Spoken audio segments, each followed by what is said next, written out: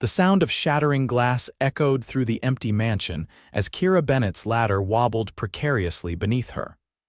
The crystal light fixture she'd been installing now lay in glittering fragments across the Italian marble floor, mocking her usually steady hands. "Great. Just perfect," she muttered, climbing down to survey the damage. "There goes half my fee." As an interior decorator specializing in high-end residential properties, Kira had handled expensive items before, but this particular chandelier had been custom-made in Venice and cost more than her car. She pulled out her phone to call her client contact, a pleasant but mysteriously distant property manager named Helen, who had given her complete creative freedom and an astonishingly generous budget for this renovation project. Helen answered on the first ring. "Is everything all right, Miss Bennett?" "Not exactly. The Murano chandelier for the foyer just had an unfortunate meeting with the floor. I'm so sorry. I'll take full responsibility for the replacement costs." "That won't be necessary," Helen said smoothly. "The owner anticipated some mishaps during the renovation. I'll arrange for a replacement to be delivered tomorrow. Please continue with the rest of your work." Kira frowned. "Are you sure? That piece cost, money is not a concern for this project, Miss Bennett. Your artistic vision is what matters. The owner specifically requested you because of your unique aesthetic sensibilities." As Helen disconnected, Kira stared at her phone in confusion. She had been in the business for 5 years, and while she developed a solid reputation in Seattle's design circles, she wasn't exactly a celebrity decorator. Why would someone with seemingly unlimited resources specifically request her for this massive lakefront property? Shaking her head, she began carefully cleaning up the glass. The owner, whoever they were, remained a complete mystery. All she knew was that she'd been hired through an intermediary to completely redesign and decorate this stunning 15,000-square-foot mansion on Lake Washington. The property had apparently been purchased recently, and the new owner wanted it transformed before moving in. What made the project even more unusual was the security system. The property manager had explained that high-definition cameras monitored every room for security purposes, with the feed going directly to the owner. Kira had found it strange but figured the ultra-wealthy had their peculiarities.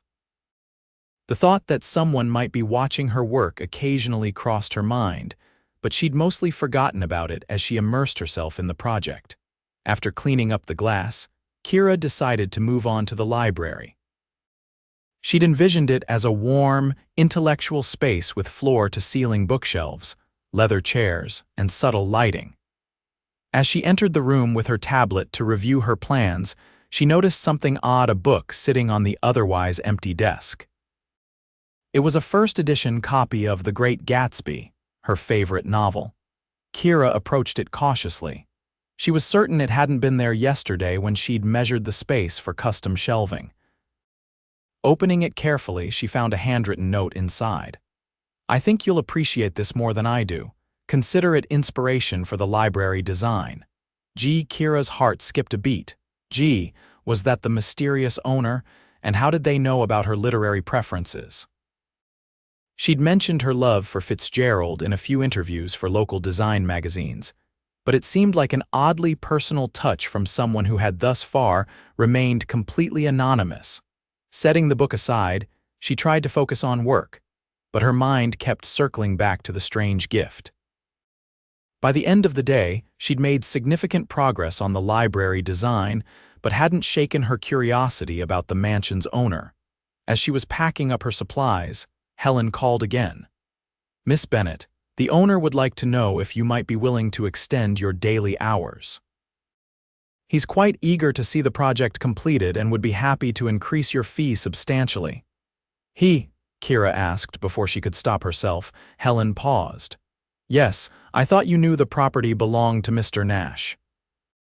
"I wasn't given any details about the owner," Kira replied, her curiosity mounting. "Just the property specifications and design preferences." "I see. Well, Mr. Nash is a rather private individual. He's very pleased with your work so far and would like to expedite the completion if possible." Kira considered the request. She was already devoting most of her waking hours to this project, having put her other clients on hold due to the generous compensation package. I suppose I could start earlier and stay later, but I'd need to know more about the timeline expectations. Excellent. Perhaps it would be best if you discuss the details directly with Mr. Nash. He suggested dinner tomorrow evening at Canley's to go over the project plans. Kira nearly dropped her phone. Canley's was one of Seattle's most exclusive restaurants with months-long waiting lists. Tomorrow. At Canley's, is 8 p.m. acceptable? A car will collect you at 7:30. After agreeing somewhat dazedly, Kira drove home to her modest apartment in Capitol Hill, her mind swirling with questions about the mysterious Mr. Nash. A quick internet search yielded surprisingly little, just a few mentions of a Grant Nash, in connection with sustainable shipping innovations and philanthropic donations to environmental causes. There were no photos, no personal details, and nothing to satisfy her growing curiosity. The next evening, Kira spent an uncharacteristic amount of time on her appearance, finally selecting a simple black dress that managed to be both professional and flattering. Her auburn hair, usually tied back while she worked, fell in soft waves past her shoulders, and she applied just enough makeup to enhance her green eyes. Precisely at 7:30, a sleek black car arrived. The driver, a polite young man in a crisp uniform, opened the door for her without comment. 20 minutes later, she was being escorted into Canley's, with its breathtaking views of Lake Union and the Seattle skyline. The maitre d' led her to a private dining room where a tall man stood with his back to her, gazing out at the city lights. He turned at her entrance, and Kira felt her breath catch. He was perhaps in his mid-30s with dark hair, striking blue eyes, and the kind of jawline that seemed chiseled from marble. His tailored suit suggested wealth without ostentation, and when he smiled, small crinkles appeared at the corners of his eyes. "Miss Bennett," he said, extending his hand. "Grant Nash, thank you for agreeing to meet on such short notice." His handshake was firm, his skin warm against hers. Kira summoned her professional demeanor despite the unexpected flutter in her stomach. "Mr. Nash, it's a pleasure to finally meet the owner of the project I've been living and breathing for the past month." He gestured for her to sit, then took the chair opposite. "I apologize for the secrecy. I find that people tend to behave differently when they know who I am, or more accurately, what I'm worth." A server appeared with champagne, pouring 2 glasses before discreetly withdrawing. "To creative vision," Grant said, raising his glass. Kira clinked hers against it, studying him. "So you've been watching me work?" His expression turned slightly sheepish. "I have, not in a creepy way, I hope. I'm genuinely interested in the transformation process. You have an extraordinary talent." "Thank you," she said, taking a sip of the excellent champagne. "Though I have to say, it's a bit unsettling to learn I've had an audience all this time." "I understand. If it helps, I've been equally impressed by how you handle setbacks. The chandelier incident, for instance, you took immediate responsibility. Most people would have looked for excuses." Kira felt her cheeks warm. "That's just basic professionalism." "You'd be surprised how rare that quality is," he replied. "But I didn't invite you here to embarrass you with compliments. I wanted to discuss an acceleration of the project timeline."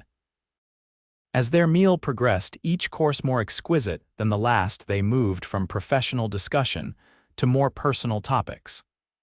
Grant revealed he'd built his fortune by revolutionizing maritime shipping with eco-friendly technologies, then expanded into sustainable construction materials.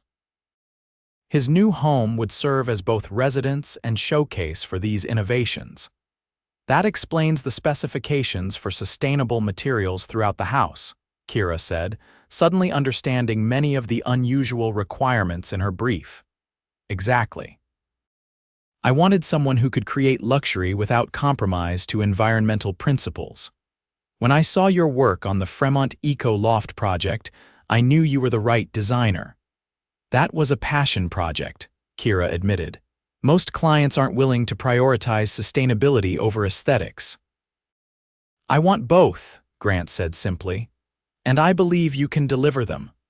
By the time dessert arrived, Kira found herself genuinely enjoying Grant's company.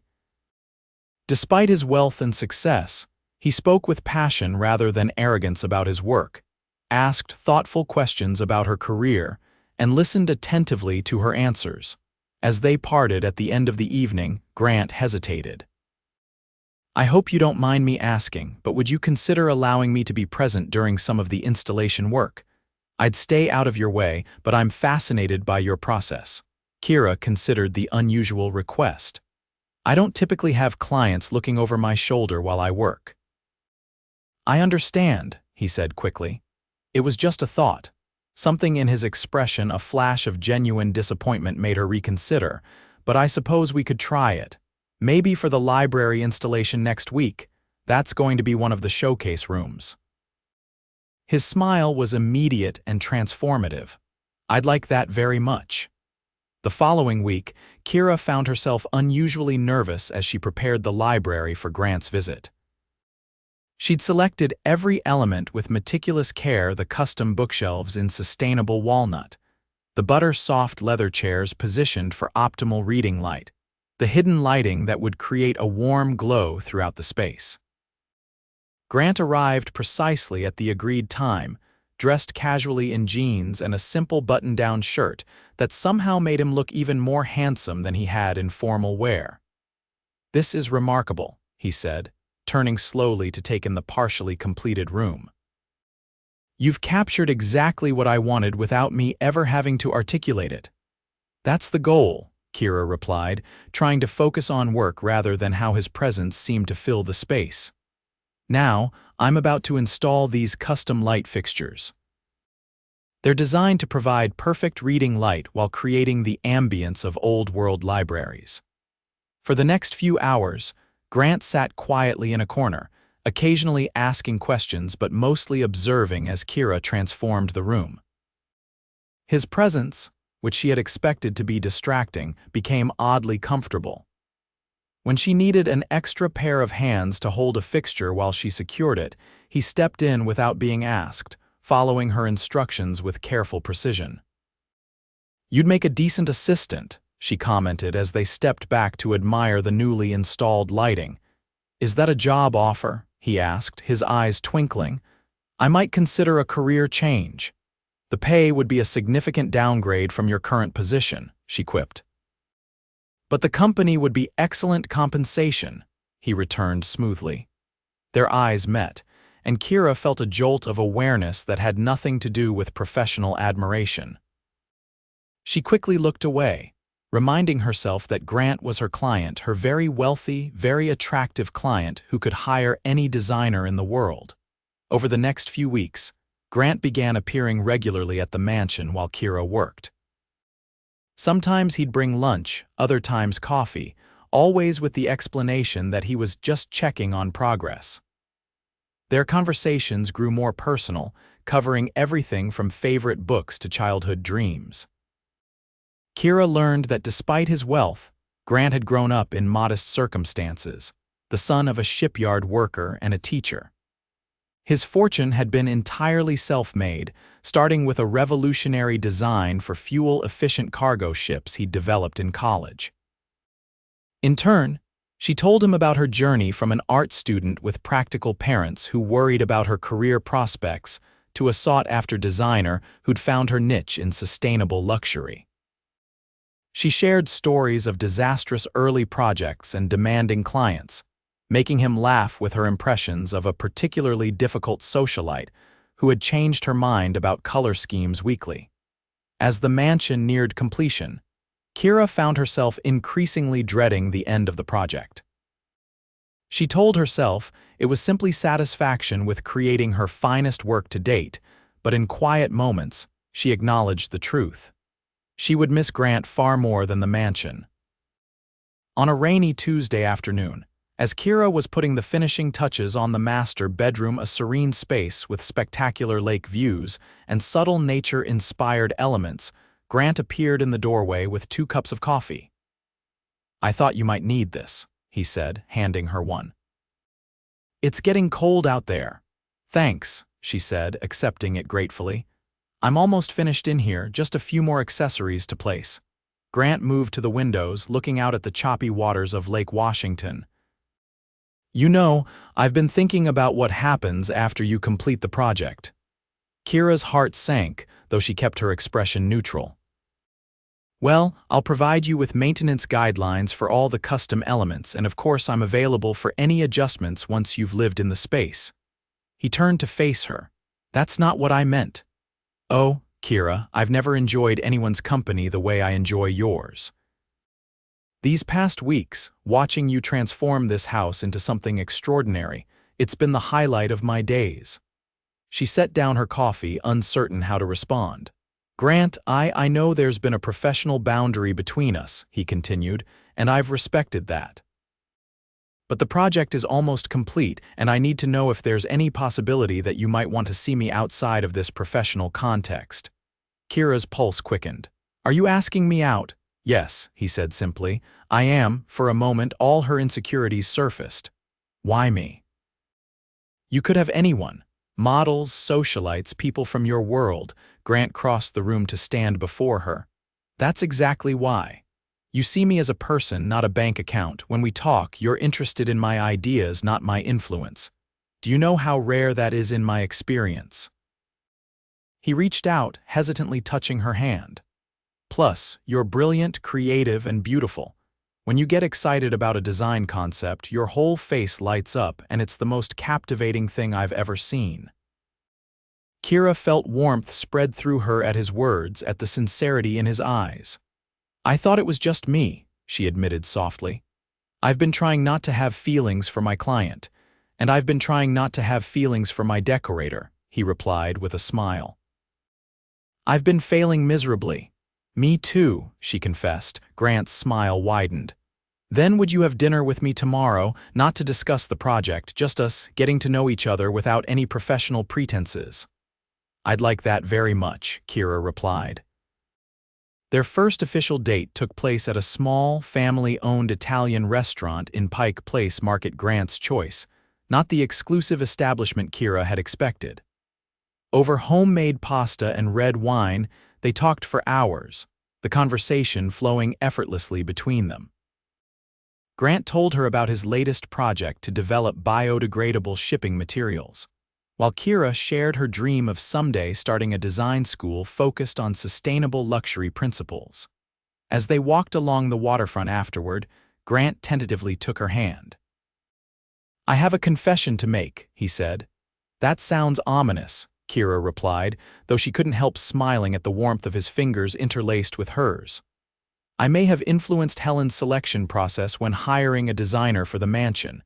Kira raised an eyebrow. What do you mean? I saw your work at the Seattle Design Exhibition last year. Your booth was showcasing that transformable apartment space, the one where every element served multiple functions. I was fascinated by your approach and asked my assistant to research you. You researched me before hiring me. Kira wasn't sure whether to be flattered or concerned. Nothing invasive, he assured her quickly. Just professional background, design philosophy, published interviews. I was looking for someone with your exact skills for the mansion, but I'll admit, after meeting you in person, my interest became less professional. So the security cameras. Grant had the grace to look embarrassed, initially for actual security. The property had been vacant for a while. But yes, I did occasionally check in on the progress. I never expected to become so captivated by the person doing the work. Kira considered this information.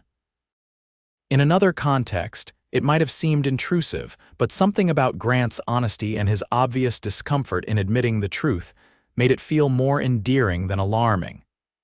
Well, I suppose I should be flattered that you liked my work enough to stalk me professionally, she teased.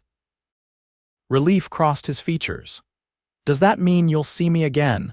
I think that could be arranged, she said, squeezing his hand. In the weeks that followed, as Kira put the finishing touches on the mansion, her relationship with Grant deepened. They explored Seattle together, Grant showing her secret viewpoints of the city she'd never discovered, despite living there for years.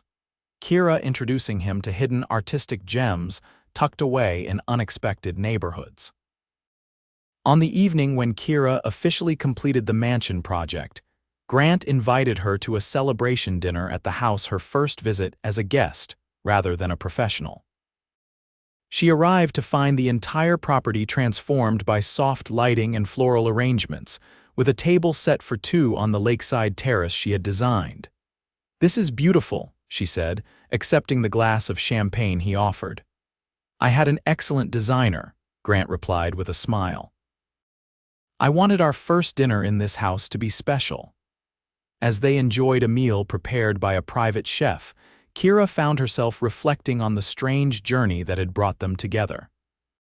"If someone had told me 2 months ago that I'd be dating a millionaire client, no less I would have said they were delusional. It wasn't exactly in my career plan."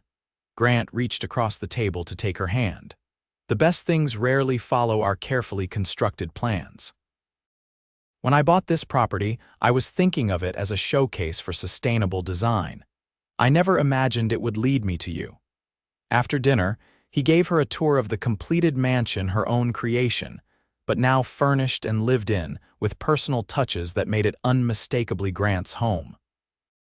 In the library, he had filled the shelves with first editions of classic literature, many of them authors she had mentioned loving.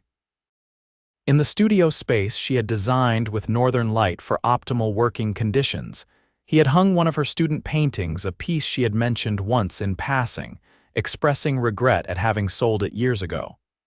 "How did you find this?"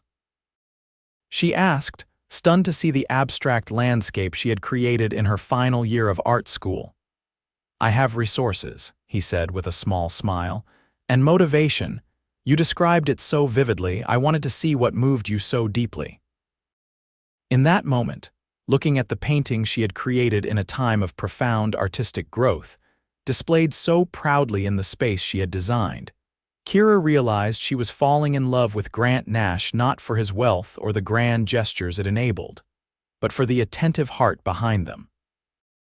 As autumn turned to winter, their relationship deepened. Grant introduced Kira to his small circle of close friends, entrepreneurs, and innovators, who, to her surprise, treated her with genuine warmth and interest in her work.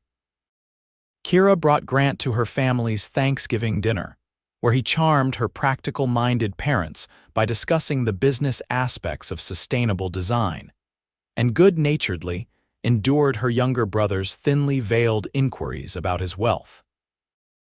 "You handled that remarkably well," she told him afterward as they walked along her childhood neighborhood's quiet streets, breath frosting in the cold air.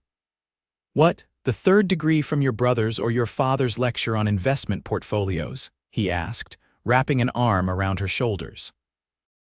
"All of it. Most men I've dated have found my family a bit intense." "I like them," Grant said simply. "They care about you. That makes them good people in my book." By Christmas, they had settled into a comfortable rhythm. Grant's work frequently took him to shipyards and manufacturing facilities around the Pacific Northwest. While Kira had resumed her regular client load, her reputation enhanced by the stunning, though confidential, mansion project.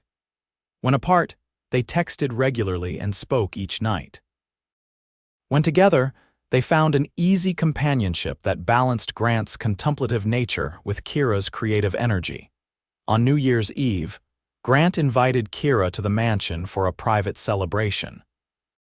When she arrived, she found the house aglow with thousands of tiny lights, transforming the modern architecture into something magical. Grant met her at the door, handsome in a dark suit, his expression a mix of excitement and nervousness. "What's all this?" she asked, gesturing to the elaborate decorations. "I wanted tonight to be memorable," he said, taking her hand and leading her through the house to the terrace overlooking the lake. Outside, heaters had been set up to ward off the winter chill, and a small table held champagne on ice. The Seattle skyline glittered across the water, and above them, stars pierced the clear night sky. "It's beautiful," Kira said, her breath forming small clouds in the cold air. "There's something I want to show you," Grant said, leading her to the edge of the terrace. "Look there." He pointed toward a section of the garden that Kira had designed with winding paths and native plantings. Now illuminated by subtle ground lighting, the plants spelled out words visible from their elevated vantage point. "Marry me." Kira gasped, turning to find Grant already kneeling beside her, a small velvet box in his hand. "Kira Bennett," he said, his voice steady despite the vulnerability in his eyes, "you came into my life to transform a house, but you ended up transforming me. Your creativity, your integrity, your laughter, they've become essential to my happiness. I love you, and I want to build a life with you that's as beautiful and thoughtfully crafted as everything you create. Will you marry me?" He opened the box to reveal a ring with a center stone surrounded by smaller diamonds in a pattern that echoed a design motif Kira had incorporated throughout the mansion. Tears filled her eyes as she recognized the personal touch. "You designed this, with help from a jeweler," Grant admitted. "I wanted it to represent our story, how you put your artistic imprint on my life." "Yes," Kira said, her heart full. "Of course I'll marry you." As Grant slipped the ring onto her finger and rose to kiss her, fireworks suddenly erupted over the lake. Midnight had arrived, bringing a new year and a new chapter in their lives. "Perfect timing," Grant murmured against her lips. "Did you plan the fireworks too?" Kira asked with a laugh. "I wish I could take credit, but that's just Seattle celebrating with us," he replied, drawing her close as more fireworks illuminated the night sky. "Though I did make sure we had the best view in the city." 6 months later, they were married in an intimate ceremony in the garden of the mansion that had brought them together. Kira wore a simple but elegant gown, while Grant beamed with undisguised joy throughout the proceedings. Their families and close friends gathered to witness their vows, spoken beneath an arbor Kira had designed, and Grant had built with his own hands, a symbol of their partnership. At the reception, Grant's best friend James raised a toast. To Grant and Kira, proof that sometimes the most beautiful designs aren't found in blueprints or sketches, but in the unexpected connections that reshape our lives. As they danced under the stars that night, Kira rested her head against Grant's chest, listening to the steady beat of his heart. "Happy?" he asked softly. "More than I ever imagined possible," she replied truthfully. "I was thinking," Grant said, his hands warm against her back as they swayed to the music. "This house is wonderful, but it's also my past. What would you think about us designing our next home together? Something that represents both of us from the beginning." Kira looked up at him, touched by the suggestion. "I'd love that, but this place holds such special memories." "It does," he agreed. "Which is why I was thinking we could convert part of it into the design school you've always dreamed of creating. The main house could become classrooms and studios, while we build something more intimate for ourselves elsewhere on the property." Kira's eyes widened. "You do that, turn your home into a school?" "Our home," he corrected gently. "And yes, you gave me the space of my dreams. I want to help you create yours." 2 years later, the Kira Bennett School of Sustainable Design welcomed its first class of students. The mansion had been thoughtfully adapted under Kira's guidance, its spaces transformed to nurture the next generation of environmentally conscious designers. Meanwhile, Grant and Kira had created their own sanctuary, a smaller but no less beautiful home nestled among the trees at the edge of the property, designed together as equal partners. On a warm spring evening, as they sat on their porch watching the sunset over the lake, Grant's arm draped comfortably around Kira's shoulders, he asked, "Any regrets? About all the changes, I mean." Kira placed her hand over his, their wedding rings catching the golden light. "Not one. Although I still can't believe I shattered that ridiculously expensive chandelier on my first day." Grant laughed. "Best investment I ever made. If that hadn't happened, I might not have had Helen arrange our dinner so quickly, and who knows how long it would have taken me to work up the courage to meet you properly. So I should thank my clumsiness for our happiness," Kira teased. "I think we can thank many things," Grant replied, pulling her closer. including the fact that I hired an extraordinary decorator who turned out to be the love of my life. As darkness fell and stars appeared above them, they remained on the porch, content in each other's company and the beautiful life they had designed together, a masterpiece more meaningful than any house could ever be.